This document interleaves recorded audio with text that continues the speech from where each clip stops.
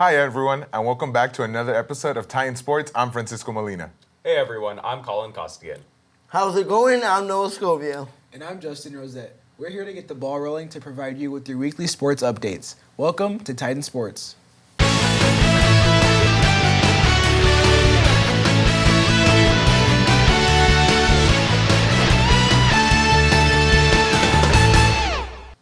While the Oakland Athletics are set to leave for Las Vegas within the next couple of years, Oakland will have another team to root for, the Oakland Ballers. Former Major League player Michael Franklin will be the manager of the club, while former Big League manager Don Wakamatsu will be the executive vice president. The club announced on Tuesday that it will begin in the Pioneer League in May 2024. With the A's set to leave Oakland, co-founders Brian Carmel and Paul Friedman felt it was urgent to act immediately on getting a sports team within Oakland. Mentioning that they could lose a large number of Bay Area sports fans, Carmel stated the following, quote, "We don't want that to happen. We love baseball. We think there's a place for it," end quote.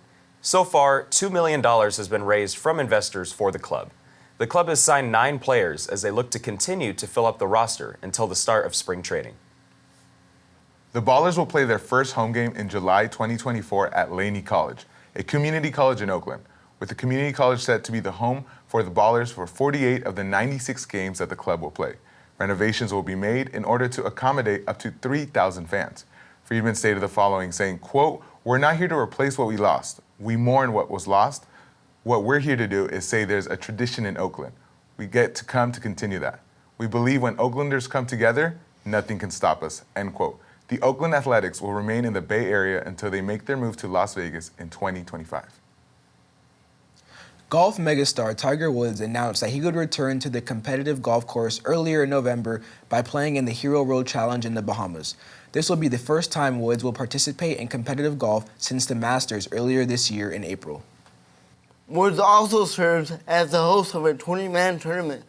Woods has withdrawn from the Masters earlier this year due to a subtalar fusion surgery on his right ankle to mitigate some arthritic pain he has been suffering. Woods told his reporters that his ankle felt, quote, fine, end quote. The soon-to-be 48-year-old played a practice round earlier this week as the tournament will tee off on Thursday. Woods has been paired with his dear friend Justin Thomas. The tournament is an unofficial PGA Tour event. NFL star quarterback Aaron Rodgers practices for the first time in nearly 3 months after suffering a torn Achilles in the first game of the season back in September. Rodgers miraculously has been hinting at making a comeback within the season after numerous quotes and footage of Rodgers being able to walk and throw a football.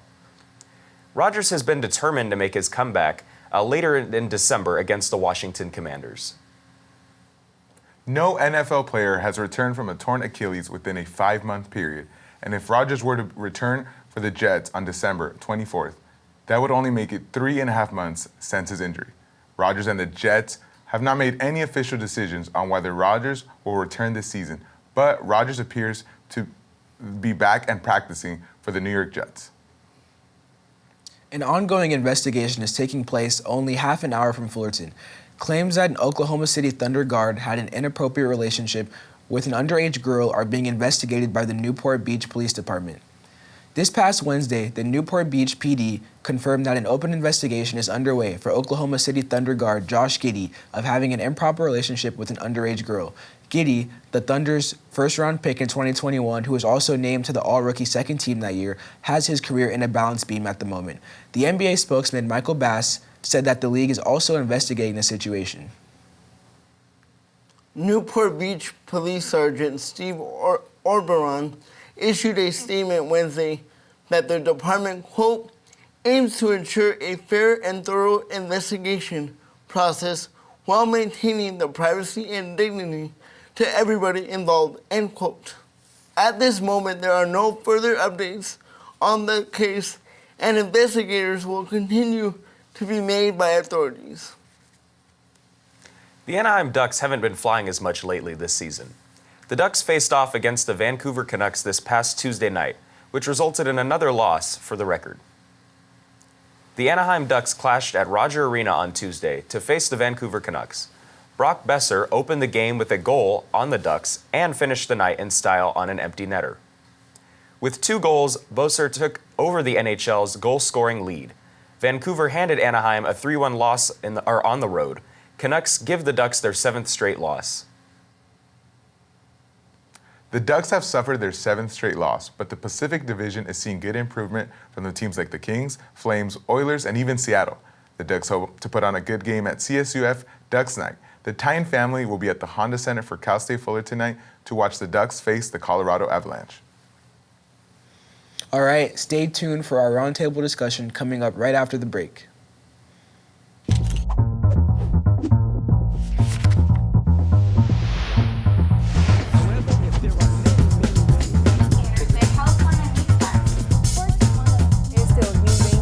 I have a question about.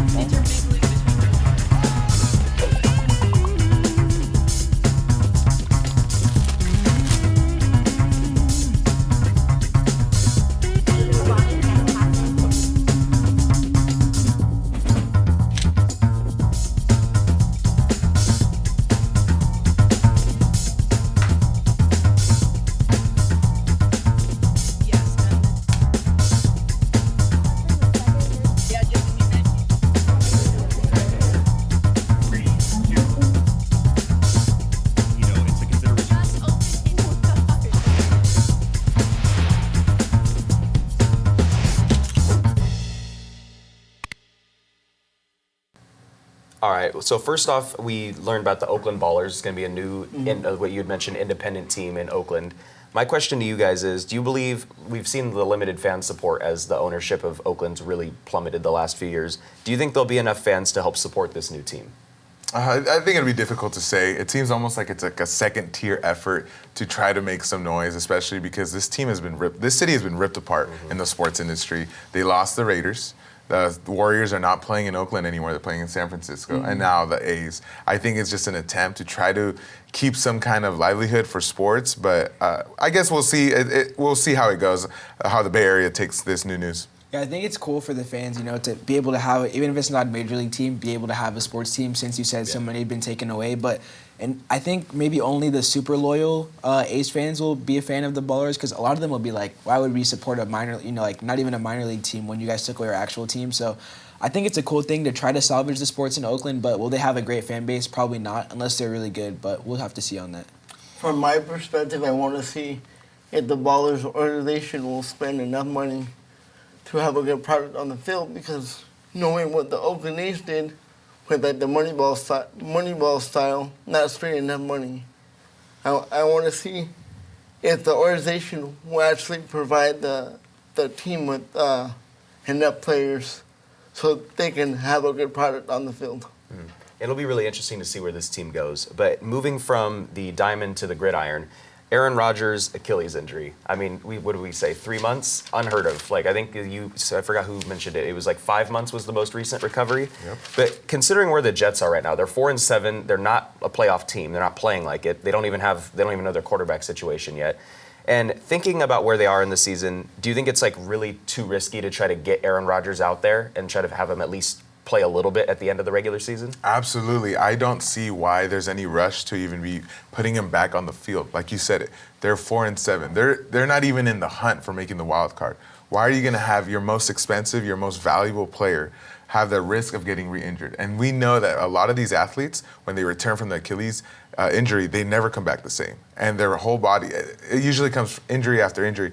We've seen it in basketball where Kobe Bryant, although he was great, he was never the same Kobe Bryant after the Achilles injury. And we've seen it with multiple other athletes. Yeah. And yes, the quarterback position, you don't have to run as much, but why risk it, especially when you have invested so much in this player and he wasn't able to play this year? Just save up what you can and get ready for next year, in my opinion. I think I think it would have been a cool story. Like, Aaron Rodgers gets injured. He has the fastest recovery time from an Achilles ever. Let's say they were 7-4 instead of 4-7. He's able to come back, take the helm, and they make some magical playoff run. But they're 4-7, not 7-4. So I think at this point there's no point in bringing him back, because there's still at least 2 weeks. So if they're 4-8 or 4-9 at that point, then you definitely don't want to bring him back.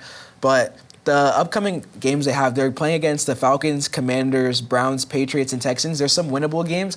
So let's say Zach Wilson or Tim Boyle, whoever their quarterback is, can win 2 or 3 of those games, and they're sitting at 6-7, 6-8, maybe with the chance. Then maybe possibly you bring Rodgers back, but then will he be the same? We only saw him take 2 snaps this season, so we don't know how he's going to look. But I think overall, have him rest, have him get ready for next season, and come back 100%. Because right now you're going to bring him back to risk getting injured and not even make the playoffs. So. Yeah, right now I think it's pointless for him to come back. But I also think for an organization like the Jets, they want him to come back because it'll bring more fans into the stands. But yeah, it's pretty much pointless.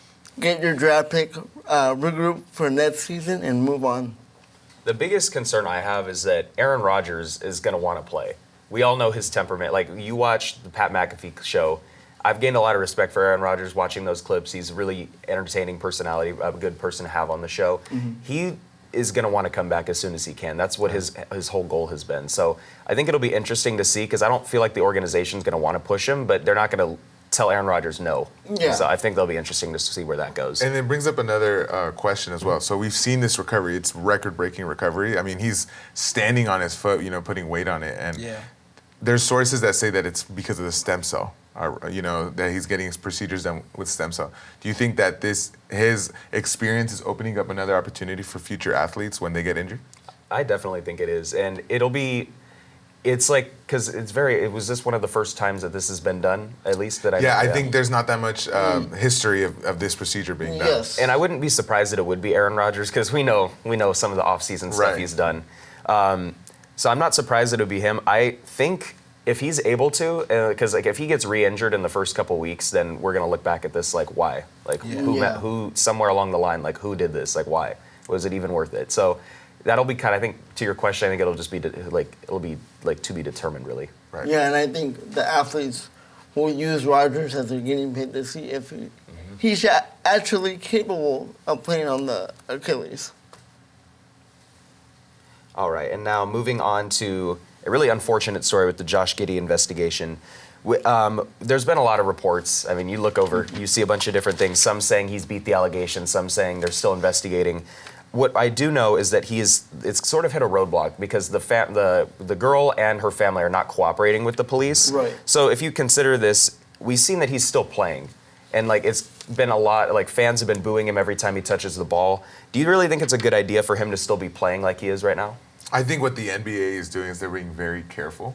Especially, we've seen some incidents, unfortunately, earlier this year with Julio Urias, and we've seen Bauer, allegations. Yeah. I think the biggest thing that the NBA is really trying to focus on is, let's not make any allegations until we know all of the facts, right?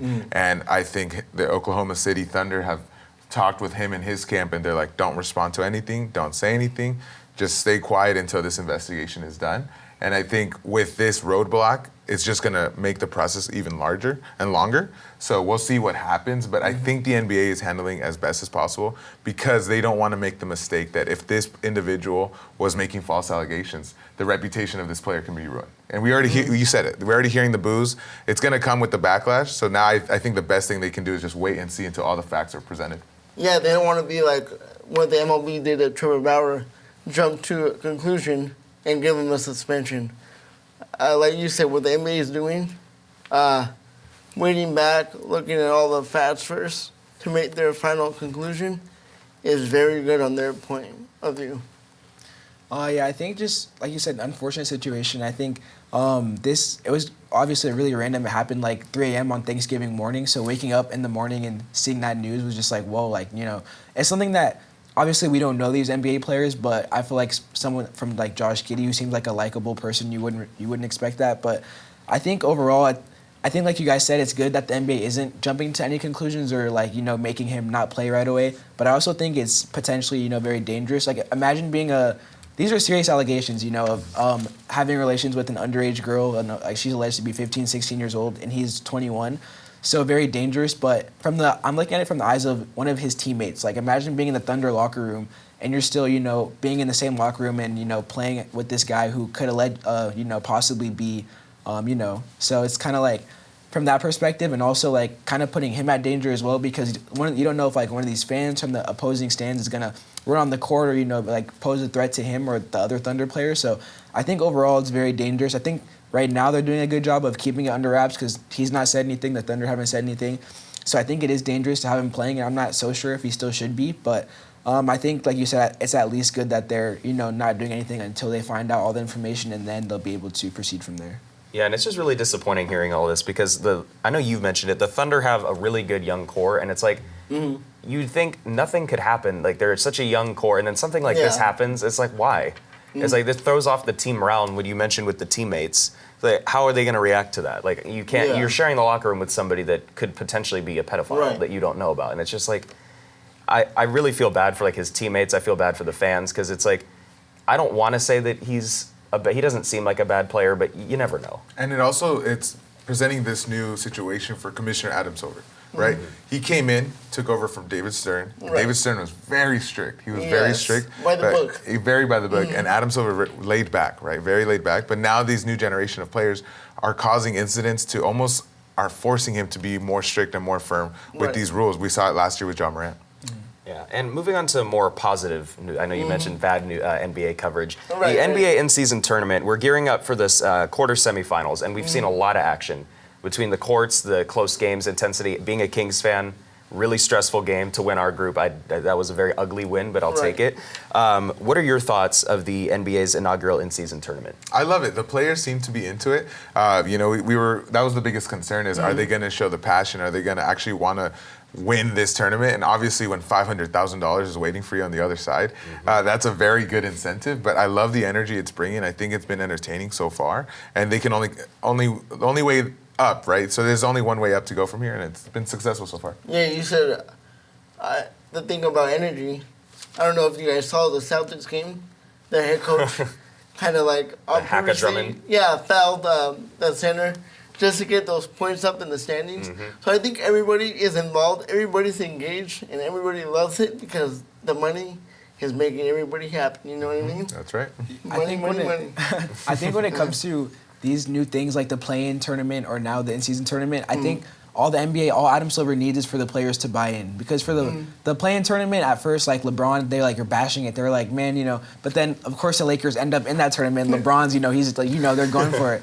So it's like, it's like now the NBA players are buying in. Like, not that it's like a positive thing, but one of the Warriors' first playoff in-season tournament games, Draymond Green, is choking out Rudy Gobert, and it's like it's adding to intensity. These players, the end of the bench players, they want to win these $500,000. So yeah, and the coaches do. The coaches as well. Absolutely, that's an extra bonus for them. But do you think the in-season tournament for the NBA is gonna last? Definitely, I think it'll last. I think fans are behind it. Players are behind it. I mean, to them, it's like a regular season game, but they also understand the impact it has. You see the way that they be playing, or they're playing like the numbers game. Like, we got to beat them by this much. We got to get this point differential. Yeah, just like in soccer. So it's really changing the game plan. Yeah, absolutely. All right, Titans, that's all for today. Thank you for watching. I'm Noah Segovia. Hope to see you again. I'm Francisco Molina. Thank you for watching. I'm Colin Costigan. And I'm Justin Rosette. Be sure to give us a follow on Instagram and Twitter if you haven't already at CSUF Titan Sports to keep you updated on all things sports.